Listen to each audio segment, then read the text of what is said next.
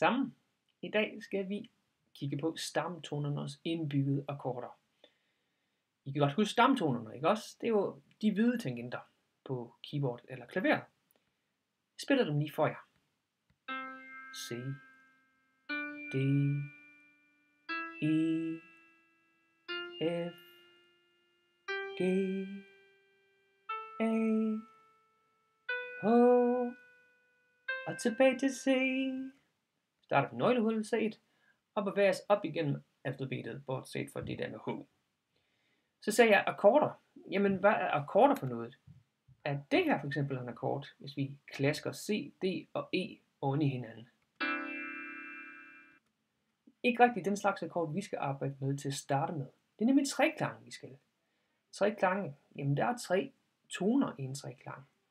Og den måde, vi bygger enkelte treklang på, det er at tage 3 på hinanden følgende noder, der ligger enten på nodelinjerne, som her, C, E, G, eller i mellemrummene, som her, D, F, A. Hvis vi lige sætter dem sammen,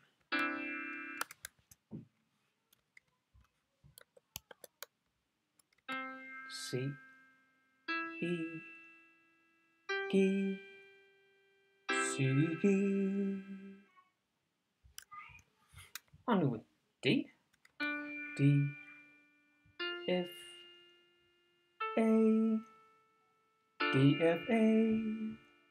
Så får vi nemlig de to nemme treklang her, og det kan vi sådan set gøre med alle tonerne i den der stamtonerække. Det er på at gøre her. Stil dem lige oven i hinanden. C, E, G, D, F, A, E, G, H, F, A, C, G, H, D, A, C, E. Vi tager ikke lige den, der bygges på H lige i den her omgang. Den er lidt mærkelig. Jamen, hvilket forhold er der mellem de her toner, der er stablet oven i hinanden? Der er noget med køn, vi skal snakke om nu. Ikke mand eller kvinde, men nemlig dur eller mol. Det er jo musikkens køn. Hvis vi nu tager fra C op til E, for eksempel, som det er her,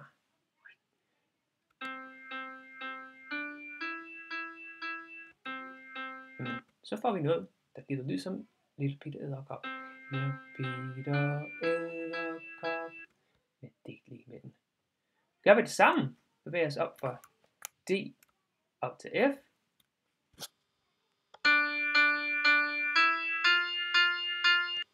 Så får vi noget, der ikke lyder helt rigtigt, vel? Lille Peter Edderkop.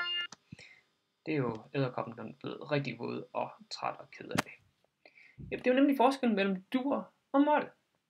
Fordi vores C-treklang, vi byggede før, C, E, G, det er nemlig en dur-treklang. Og vores D-treklang, vi byggede før, D, F, A, er nemlig en mol-treklang. Lad os se forskellen. C, E, G, C, E og E, G.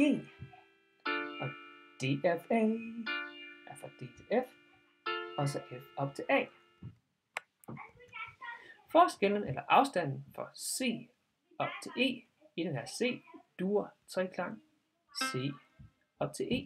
Jamen, hvor langt er der? Der er 1, 2, 3, 4 tangenter fra C op til E. Og fra E op til G, der er E, og der er G, der er 1, 2, 3 tangenter. Og så med vores D-mol treklang, der er D, og så skal vi op til F, der er 1, 2, 3. Fra F op til A, der er der.